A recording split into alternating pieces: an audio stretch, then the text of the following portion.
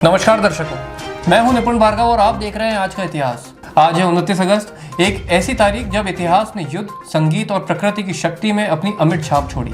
आइए जानते हैं इस दिन की कुछ महत्वपूर्ण और रोचक घटनाओं के बारे में। करते हैं शुरुआत सन 1842 से। 29 अगस्त 1842 को ब्रिटेन और चीन के बीच ट्रीटी ऑफ नैनकिंग पर हस्ताक्षर हुए थे। इसने पहले अफीम युद्ध को खत्म किया था।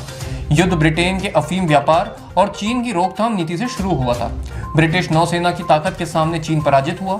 संधि के तहत चीन ने हांगकांग ब्रिटेन को सौंप दिया, 5 बंदरगाह व्यापार के लिए खोले और भारी क्षतिपूर्ति दी। यह असमान संधि चीन की संप्रभुता पर गहरी चोट थी और सेंचुरी ऑफ ह्यूमिलिएशन की शुरुआत मानी जाती है। अब बढ़ते हैं 1958 की ओर। दर्शकों, 29 अगस्त 1958 को अमेरिका के गैरी, इंडियाना में माइकल जैक्सन का जन्म हुआ था।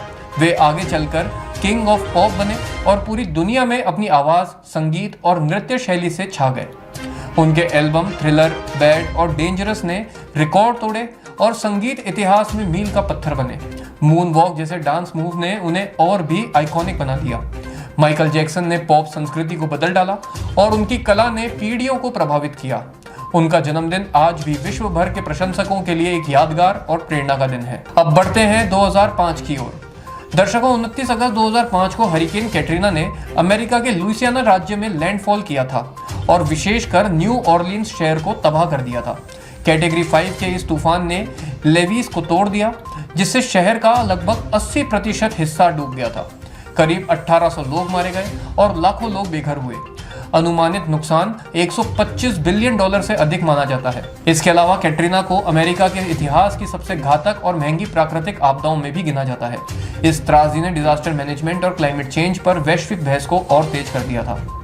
तो दोस्तों, ये था 29 अगस्त का इतिहास, एक दिन जब युद्ध, कला और प्रकृति ने इतिहास को अपनी छाप से बदल दिया।